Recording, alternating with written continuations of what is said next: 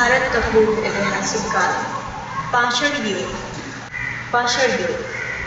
5 लाख से 2 लाख साल पहले शुरू हुआ था और तमिलनाडु में हाल ही में कुछ खोज में इस क्षेत्र में सबसे पहले मानव की उपस्थिति का पता चला है।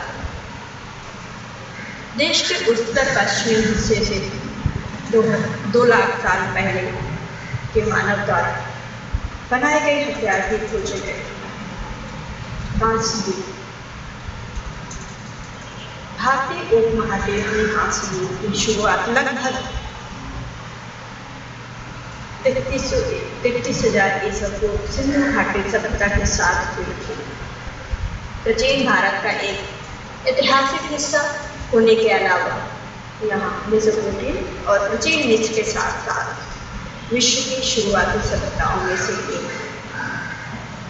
इस युग के लोगों ने धातु विज्ञान और हस्तशिल्प में नई तकनीकें विकसित और तांबा, पीतल, शीशा और टीन का उत्पादन किया। प्रारंभिक ऐतिहासिक काल वैदिक काल भारत पर हमला करने वालों में से पहले आ रहे थे। वे लगभग 1500 ईसा पूर्व उत्तर से आए थे और अपने साथ मजबूत संस्कृति परंपरा लेकर आए थे। संस्कृति उनके द्वारा बोली जाने वाली सबसे प्राचीन भाषाओं में से एक थी और वेदों को लिखने में भी इसका उपयोग हुआ, जो कि बाद में ईसा पूर्व में और प्राचीनतम ग्रंथ माने जाते हैं। वेदों को मेसोपोटामिया और मिस्र ग्रंथों के बाद सबसे पुराना ग्रंथ माना जाता है। उपमहाद्वीप वैदिक काल लगभग 1500 से 500 ईसा पूर्व तक रहा और इसमें ही प्रारंभिक भारतीय समाज में हिंदू धर्म और अन्य संस्कृति अमायों की नींव पड़ी। आर्यों ने पूरे उत्तर भारत में खासतौर पर गंगा के मैदानी इलाकों में वैदिक सभ्यता का किया। ब्राह्मण, पुजारी, क्षत्रिय, योद्धा, वैश्य, सर्वर्ण, किसान, व्यापारी, शिल्पकार, शुद्ध, खेत मजदूर, नौकर, मजदूर।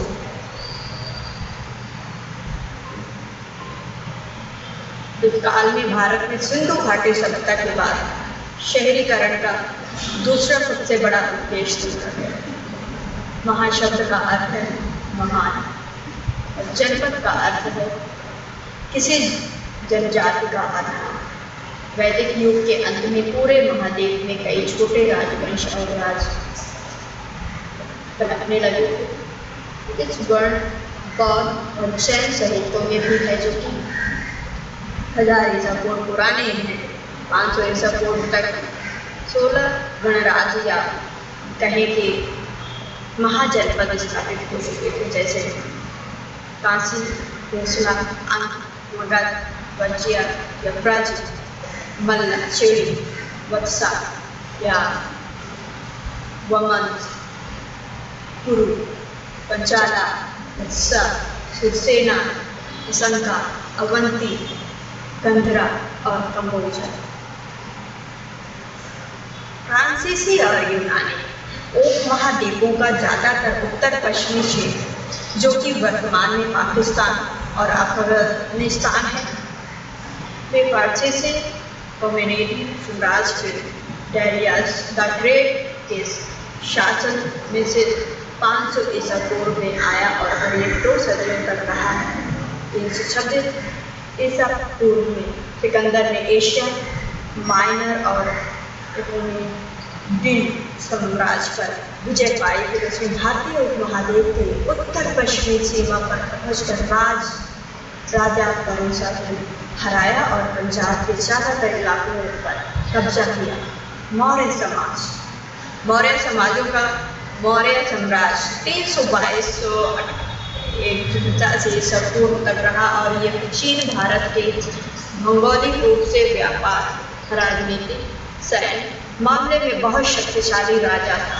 चंद्रगुप्त मौर्य ने इस उपमहाद्वीप में मगध, जो कि आज के समय में बिहार है, बिहार में स्थापित किया गया और महान राजा अशोक के शासन में ये बहुत उन्नत हुआ। प्राचीन भारतीय इतिहास का घटन प्रमाण प्रागैतिहासिक काल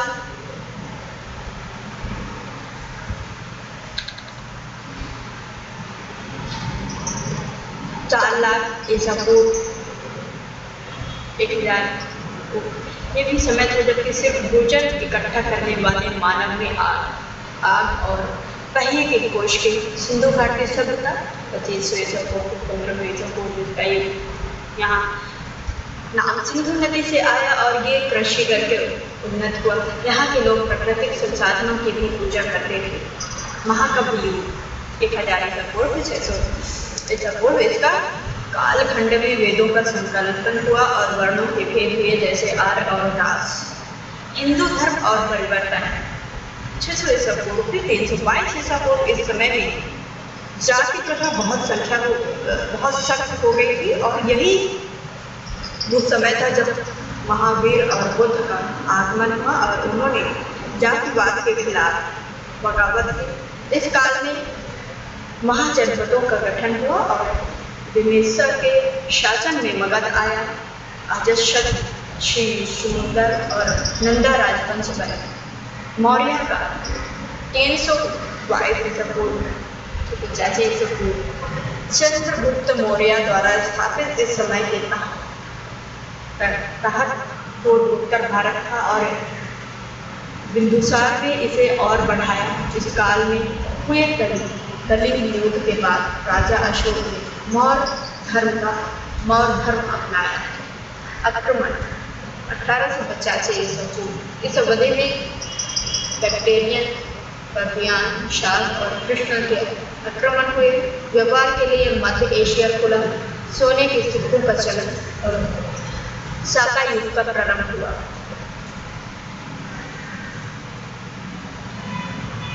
दक्षिण और दक्षिण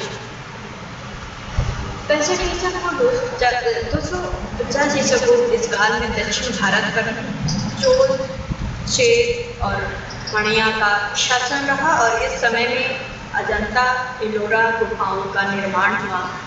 संगम सहित और भारत में ईसाई धर्म का आगमन हुआ। गुप्त साम्राज्य 320 ईसा पूर्व इस काल में चंद्रगुप्त प्रथम ने गुप्त साम्राज्य की स्थापना की। उत्तर भारत में शास्त्रीय युग का आगमन हुआ। समुद्रगुप्त ने अपने राजवंश का विस्तार किया और चंद्रगुप्त द्वितीय ने शाक के विरुद्ध युद्ध किया। इस युग में ही शकुंतलम और कामसूत्र की रचना हुई।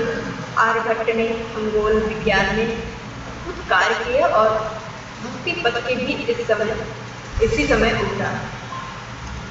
छोटे राजाओं का काल 500 ईसा पूर्व से 606 ईस्वी इस युग में हुनों के उत्तर भारत में आने से मध्य एशिया और ईरान का लय देखा गया। उत्तर में कई राजवंशों का परस्पर युद्ध करने से बहुत से छोटे राजाओं का निर्माण हुआ। हर्षवर्धन 600 ईसा से 40 ईस्वी हर्षवर्धन के शासनकाल में प्रसिद्ध चीनी यानी हेन देशांत ने भारत की यात्रा की। हुनों के हमले से हर्षवर्धन का राज कई छोटे राजाओं में बट गया। ये समय था जब डेक्कन और दक्षिण बहुत शक्तिशाली बन गए। दक्षिण राजवंश 500 ईसा पूर्व 750 ईस्वी इस दौरान में जलयुग पल्लव और पंड्या साम्राज्य पनपा और पारसी भारत आए। चोल साम्राज्य 9वीं शताब्दी और 13वीं शताब्दी विजयन सद्वाय स्थापित चेला साम्राज्य ने समुद्र नीति अपनाई। अब मंदिर संस्कृतियाँ और सामाजिक केंद्र होने लगे और द्रविड़ भाषा पालित हुई। उत्तरी साम्राज्य 700 ईसा पूर्व 1200 ईस्वी इस समय राष्ट्र में ताकतवर हुआ और बिहार में अवंती और पालस ने बंगाल पर शासन किया। इस दौरान राजपूत कुलों का उदय हुआ। खजुराहो, कांचीपुरम पुणे में मंदिरों का निर्माण हुआ और लघु चित्रकारी शुरू हुई। इस अवधि में तुर्कों का आक्रमण हुआ। मध्यकालीन इतिहास। मुगल साम्राज्य। फरगाना ग्वालियर, जो कि आज का उज़्बेकिस्तान है, कि तैमूर और चंगेज़ खान के वंशज बाबर ने सन 1526 में खैबर दायरे को पार किया और वहाँ मुगल साम्राज्य की स्थापना की, जहाँ आज अफगानिस्तान, पाकिस्तान, भारत और बांग्लादेश। सन 1600 तक मुगल वंश ने ज़्यादातर भारतीय उपमहाद्वीपों पर राज किया। सन 1700 के बाद इस वंश का पतन होने लगा और आखिरकार भारत के पहले स्वतंत्र संग्राम के समय सन 1857 में पूरी तरह खत्म हो गया।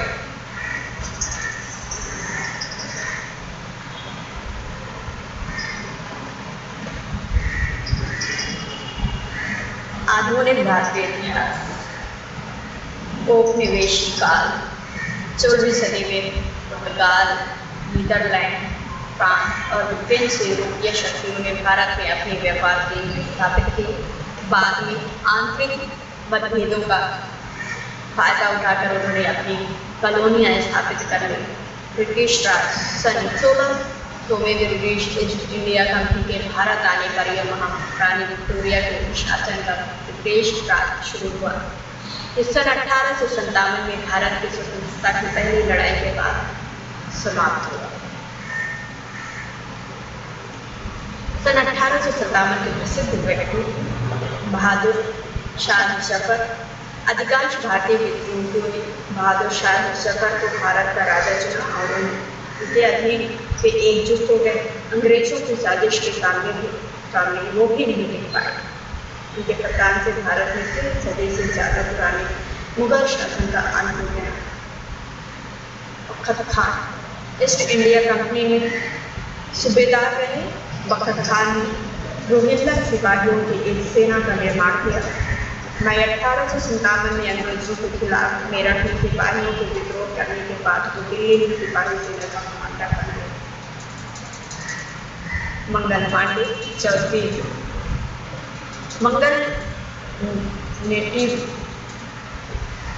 फैक्ट्री का हिस्सा रहे। मंगल पांडे को 29 मार्च 1857 को बैरकपुर में एक वरिष्ठ अंग्रेज अधिकारी पर हमला करने के लिए जाना जाता है। इस घटना को भी भारत के स्वतंत्रता संग्राम की शुरुआत मानी जाती है। नाना साहिब मराठा निषाद बाजीराव टोकिया के जातक पुत्र नाना साहिब ने कानपुर के विद्रोह का नेतृत्व किया था। महारानी लक्ष्मीबाई तात्या टोपे के साथ मिलकर अंग्रेज सैनिकों के खिलाफ बहादुरी से लड़ी। 17 जून 1858 को ग्वालियर के फूलबाग इलाके के पास अंग्रेजों से लड़ते हुए उन्होंने अपना जीवन निछावर कर दिया। तात्या टोपे नाना साहिब के करीबी सहयोगी और सेनापति तात्या टोपे ने रानी लक्ष्मीबाई के साथ मिलकर अंग्रेजों से लड़ाई लड़ी। वीर कुंवर वर्तमान में बिहार के भोजपुर जिले का हिस्सा रहे। जगदीशपुर के राजा ने अंग्रेजों के खिलाफ सशस्त्र सेना का नेतृत्व किया। भारतीय स्वतंत्रता आंदोलन और महात्मा गांधी। विश्व सदी में महात्मा गांधी ने लाखों लोगों का नेतृत्व किया और सन 1945 में स्वतंत्रता हेतु एक अहिंसक संग्राम अभिज्ञा आंदोलन चलाया।